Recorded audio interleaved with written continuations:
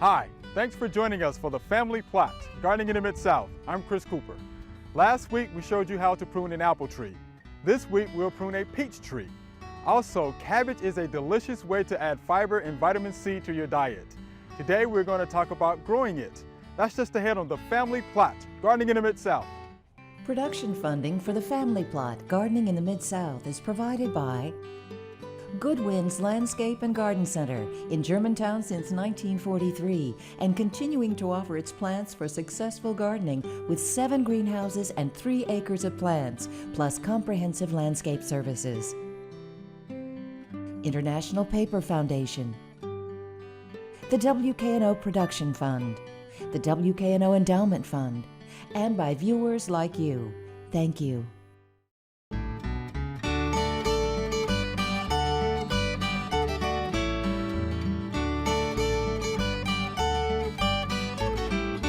Welcome to the Family Plot. I'm Chris Cooper. Joining me today is Mike Dennison. Mr. D is a retired extension director, and Master Gardener Stephanie Alligood will be joining us later to talk about growing cabbage. All right, Mr. D, we definitely thank Mr. Henry Jones for allowing us to be out here today. Super nice guy, and they do a great job with peaches and Yes, they do. nectarines and apples and strawberries. All right, so what are we going to do here? This is a nectarine tree. We treat nectarines, peaches and plums the same way. We prune them to an open-centered system, and this is the way we open up the center. Oh boy. You see, this is trying to be a pear or an apple tree. It has a strong central leader here. This is what we do with that. Oh man, we're just going to take it out like that? Kind of like that. I'm going to be gentle Okay. because I don't want to injure any of these other scaffold limbs. We used to say these trees, Wow. back in the old days, cost about $2, and they say you take out about $1.80 and leave about a dime's worth, and you're kind of going in the right direction. And so that's what we're doing. Is it looking a little more open? Oh yeah, there's your dime's worth. It's a little low here, and we've got 3 scaffold limbs, which is really fine, really all you need. And you know, I took off a lot of fruit. On a young tree like this, it's much more important to develop the tree, the shape of the tree, than it is to get fruit off of it. You'll have plenty of time to get fruit later on if you take care of it. There we are. How about that? All right. All right, Mr. D, off to the next tree. Off to the next tree. Let's do it. Okay. All right, Mr. D, we have here about a 10-year-old nectarine tree. And when I walk up to a tree that's got this much age on it, the first thing I look at is it got any broken limbs? And I see this limb right here has got some damage, and so I'm going to take care of that. That's in my mind. I also want to take off everything that's, you know, from my waist down. We call them hanger downers. I want to take all the hanger downers off, and then I'm going to take off everything growing back toward the center. Ideally, I want every limb to have its shot at the sun. And so ideally, I won't have another limb shading another one. I want to take out limbs that are crossing over. And with that being said, I'm going to get in here and go to work. Ah, he's pulling out the big gun. Yeah. Okay, this limb has both of the broken limbs on it, I think. Yeah, it does. That I saw. It so does. I'm going to take that off. And I really think I can get to it from here. Actually,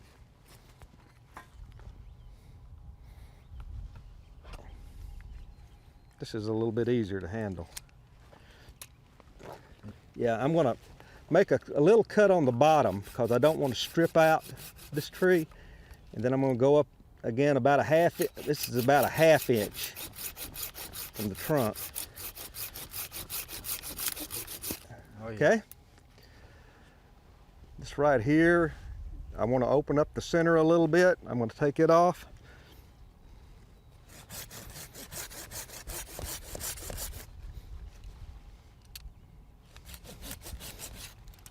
All right.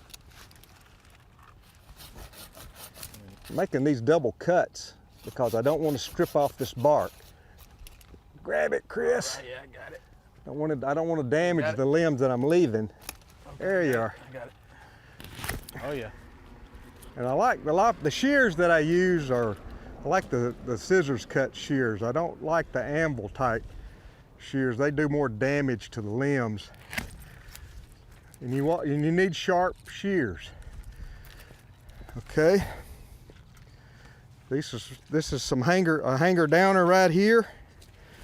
Take it off. All right, now I'm looking at anything growing back toward me, toward the center of the tree. I'm taking that out. I want to be where I can get into this tree from any direction. And I'm really thinking about taking that limb out right there, but I'm going to hold off on that right now. I can always do it later. I'm also going to take out any dead limbs, like that's a dead limb right there. Quite a few dead limbs here, little dead limbs that were probably shaded out last year. We'll take those off. All right, I don't like to fight my way into a tree, so I'm going to open it up here a little bit. This is kind of growing back toward the center. Taking that off, this is growing straight up. This limb is crossing over, invading this one's territory a little bit. This one's growing a little bit more upright. Got some damage on it. I'm gonna leave a few of these because there's some nectarines right there I don't want to cut off. This is probably a little low and that's growing back toward the center, so I'm taking that off. That's dead. This is a hanger downer right here, but there's some fruit right there, so I'm gonna take the hanger downer off and let that produce a nectarine for me. Okay. This is growing back toward the center, growing straight up. Limbs that are growing straight up, like these, I consider those water sprouts, and they will not have any fruit. They pretty much rob the tree of nutrition, and they're trying to be the central leader, just like on an apple or a pear tree. So I take the water sprouts out. Anything growing straight up.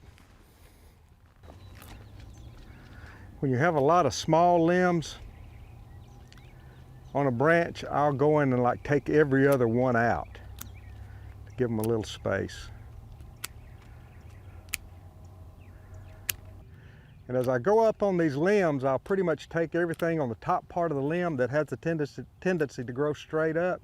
These trees were bred and designed to be pruned, and if you don't prune these improved varieties, if you don't, Mother Nature will. And Mother Nature sometimes doesn't make as clean a cut as I do. She can be rather brutal at times. This is kind of congested here. Get all of these going straight up.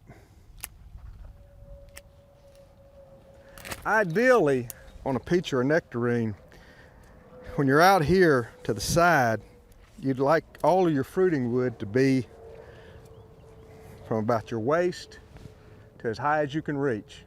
Not much higher than as high as you can reach. Keeping in mind that when the fruit are on the tree, the upper limbs are going to come down some. So you can let that, you can be a little higher than you can reach. You can do that. But and you notice I'm making a cut above a limb that's growing in the direction that I want it to go.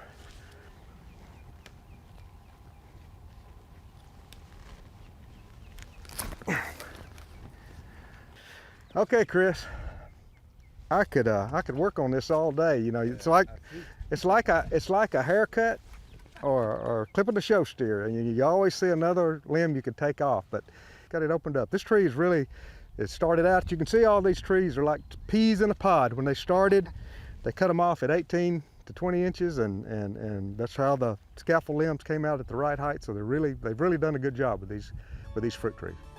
All right, well, we definitely appreciate that pruning demonstration. All right, and again, you put in some work on that one. Yeah, I broke a sweat. There are a number of gardening events going on in the next couple of weeks. Here are just a few that might interest you.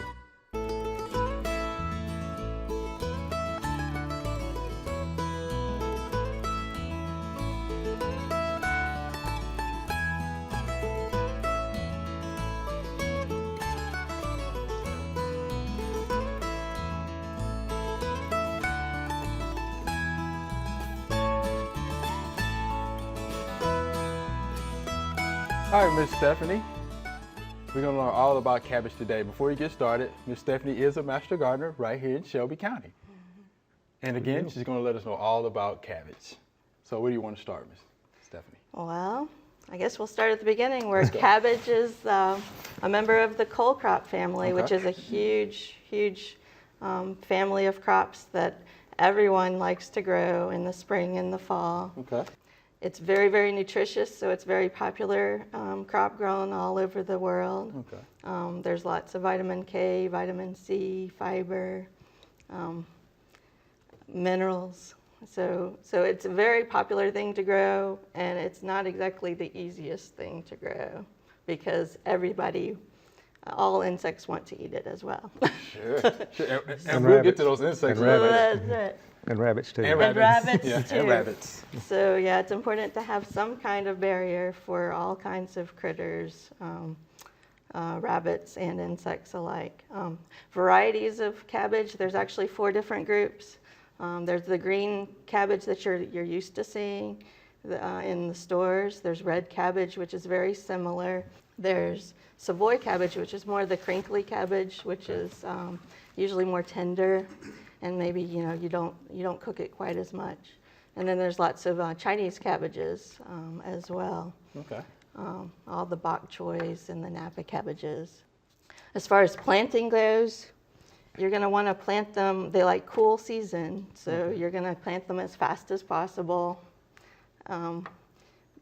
Probably mid-February. You could go as much as maybe a week or 2 into April.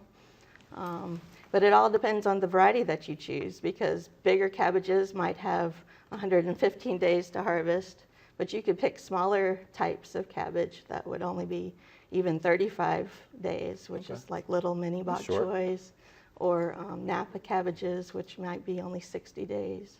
So it's important to kind of think about where you live and what the weather's like that year, and pick the one that you wanna grow. Now, could you start those indoors? Is that a good idea? Absolutely. Absolutely. Okay. Start indoors in the spring for sure. You want to start those January, February, Okay. and you'll have them like these growing for 4 to 6 weeks before you even dare put them outside. Okay. And we could probably get away with putting those outside maybe in April? Yes. Could you do that possibly? Okay. Yes, especially if they're the ones that grow faster. Okay. If they're the ones that you'll probably typically see in garden centers or nurseries, they might not make a really full head, but you can test them, and they'll start to head up for you for sure, even if you start them in April in your garden. Okay. Now let's talk a little bit about fertilizing. Do you use any fertilizers when you're out there planting your cabbage? Or? Well, fertilizers are for sure. They're heavy nitrogen feeders, so you want really fertile soil. You want to amend that soil with lots of compost. Okay. And we use all different kinds. We'll use well-seasoned, cow or pony manure. We'll use. Good stuff. Yeah, we'll use all kinds of just anything that we can get our hands on. Really, Okay. we'll get it in the soil before we put the cabbages in the ground. Okay. And then about 3 or 4 weeks later, when they're 6 inches tall, we'll side dress with more compost. And then when they start to head up, we'll side dress again, or we'll feed them with liquid nitrogen, like fish emulsion or something. Now, what about planting spacing? Planting spacing is critical, actually. Okay. The really big ones that you'll see in the garden centers, you'll want them planted 18 inches, even 24 inches apart. Because as they get bigger, you're going to want to be able to turn the leaves over and look for the insects. Okay, sure. And make sure the stems are healthy, and make sure they have room just to grow.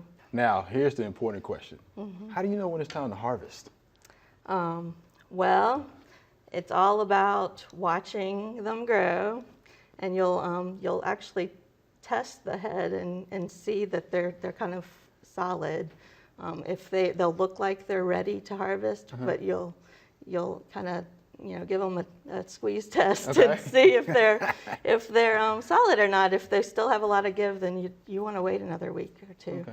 Now let's get to those pests while we have a little time left. So what's the major pest of cabbage? The major pest of cabbage is definitely the cabbage worm, Oh, cabbage there it goes. looper. And Mr. D is over there nodding his head. Yeah. There you go. As soon as you see the little white butterflies flitting around, you need to do something because they are already there. You need to be proactive against those, and we like to use BT at the garden. And so once a week, once every 2 weeks at the very most, we'll spray.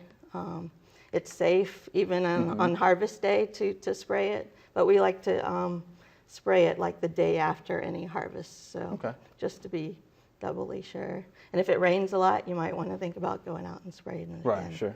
sure. Okay, what other pests? Other pests are cutworms. When you first put them in the ground, they're like little grubs, little worms that come out of the soil, and they'll just cut the cabbage straight off at the soil line, and you'll go out into the garden and cry a little bit, but you'll just have to replace it. Some people say you can put like little barriers around it, like maybe a little tuna can that you've taken the top and the bottom off and sink it in. I like just walk the garden at all different times of day, so I know that the cutworms are going to be active in the evening, so go out there in the evening and just kind of look at each one and make sure there isn't a suspect. Yeah, the cutworm is something else. So how big do they need to get before you're out of the woods, with the cutworm? We usually don't worry about them after they get about 6 inches tall or so. So maybe 3 weeks or so. Well, let's talk quickly. How about aphids? How do y'all deal with aphids out there? Aphids, we just kind of watch them, and we'll spray them with water if it's not too bad. We'll also put neem oil spray on it once a week, probably usually the same time we do BT. Okay, what about the harlequin bug? That one is pretty tough. The harlequin bug, that's made me cry many a day. It's a pretty bug. It's a pretty bug. Yeah, it's like a mean-looking ladybug, about twice the size, and really all you can do is pick them off. It's a member of the stink bug family, so don't squash them. Throw them. Two bricks. I knew he was going to say Watch your thumb. Just bricks. squash them. Two bricks. I knew he was waiting to say it. We like to either like throw them as far as we can, or we put them in a bucket of water with some soap or something. Harlequin bugs are tough. And what about those old flea beetles? Flea beetles, they also are tough, although, a lot of times we'll just put some kind of barrier on the ground so they can't have a little bit harder time to reach the cabbage leaves. Okay.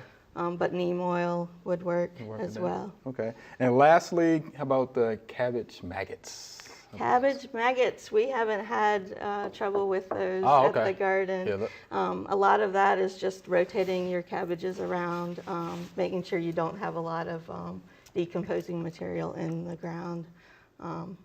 And that's what we try to do, is we keep our garden pretty tidy, and we move the cabbages from season to season to different spots.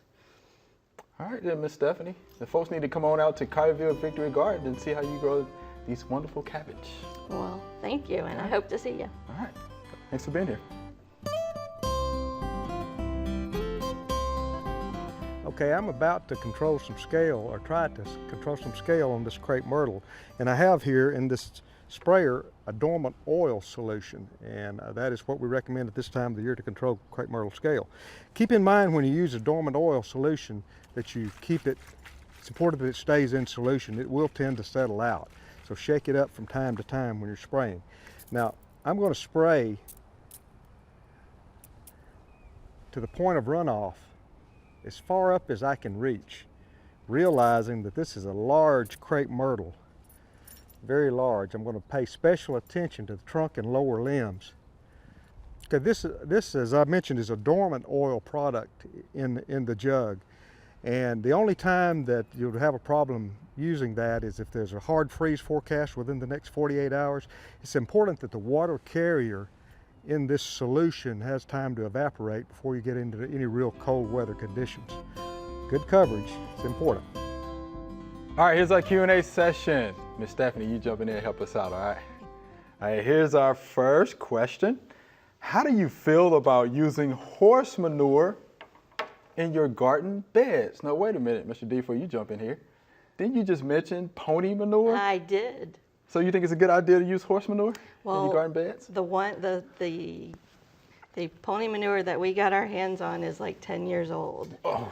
So Yeah. it's not new by any stretch of the imagination. It doesn't smell like anything. Right. So we were very happy to see it arrive at the garden. Right. And I'm sure your plants were happy too, right? Yes, they have been so far. Okay. And we still have a pile of it, so we're excited. All right. Don't give out their location now. That's right. All We'll right. move it. Yeah.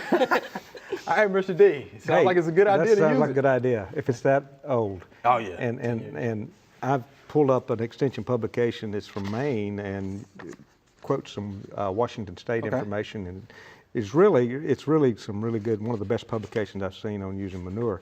And if you have fresh manure, you need to wait 120 days before you harvest. So basically, you're talking about putting it out in the fall before you even plant your cool Okay. season crops. You know, and according to USDA guidelines for organic farming, I think you have to wait 90 days for plants that could possibly come in contact with the manure, like radishes or, some of the leaf plants that might come in contact with it. I think even the processed or composted manure, there's a 90-day Wow. recommended waiting period. So if you use manure, and it is a good soil amendment, but if you use it, make sure if you buy it in the bags, make sure it's pathogen free. If it's pathogen free, that means it's been composted well. If it goes through the composting process and the internal temperature gets up to 140 degrees, that will kill the bacteria. But if you don't do that, keep in mind that these manures can contain Listeria, E. coli, H157, H7 or whatever, and Salmonella. And most of the food recalls that we hear of involve those organisms. So be very, very careful. If you're using the manures, make sure that you follow these guidelines. Wow. Good stuff. Yeah, you're right about those food recalls, huh?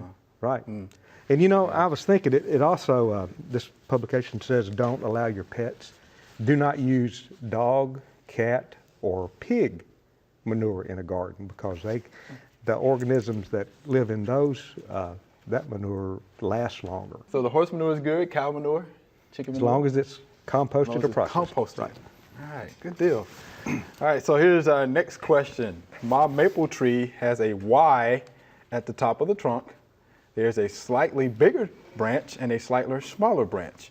While the tree is smaller, should I prune off the smaller branch so the tree will not split when it is large? And this is from Nathan. You see the picture there? What are you thinking there, Mr. D? You know me. I know if you. the question is to Yeah. prune or not to Yeah, prune, I I know say you. prune. I would take it off. I definitely would take that limb off and go ahead with a strong central leader, because if you have a sharp angle, just go ask any Bradford pear tree. If you have a sharp angle, then you get the wind from the right direction, it's going to split off, and it's going to really make the tree look bad when that happens. It may survive, but you're still going to look bad. You can go out there right now on that maple tree, and you can make a nice smooth cut, and by the end of this next year, you won't hardly even know that there ever was a limb there, because that tree will compensate and it'll balance up, and you're just going to, likely, you're going to be warding off a problem. And I would do that with just about any. Yeah, I was about to ask you, would you do that for? Almost any tree that's out there. Yeah, you probably do. Yeah, I'm sure you would. I would. I'm sure you would. To prune or not to prune? That's the I question. just think I do a much better job of pruning than Mother Nature does. Yeah. Mother Nature's she's gonna do her pruning, and when she's ready. Right. And if you have good, more level angles, closer to 90-degree angles on those limbs, the trees are gonna do fine. Just go check out the live oak trees down on the Gulf Coast. That's right. They go through hurricanes, and they're still standing, Yeah. and they have 90-degree angles. So that's what you want. Yeah, you're right, because Mother Nature's going to. There were two limbs, Break 'em off. two lower limbs on that tree. One of them was coming out at 90 degrees, the other one was going up at about 45. 45, yeah. And that 90-degree limb's fine to leave that. That'd be a good place to put a swing one of these days. Oh, How about that. Okay. And that's the kind of limb that will hold the swing. You put a swing with two different size chains on that 45-degree angle, you're going to break it off. Right. So there you have it, Nathan. You can get a swing out of the deal. How about that? Yeah, You it's pruned it coming. correctly. It's coming. All right, Miss Stephanie, Mr. D. That's all we have time for today. Thank you. Thank you. Good deal. Remember, we love to hear from you. Send us an email or letter. The email address is familyplot@wkno.org, and the mailing address is Family Plot, 7151 Cherry Farms Road, Cordova, Tennessee 38016. Or you can go online to familyplotgarden.com. That's all we have time for today. To get more information on things we talked about on today's show, go to familyplotgarden.com. Thanks for watching. I'm Chris Cooper. Be sure to join us next week for the Family Plot, Gardening in the Mid-South. Be safe.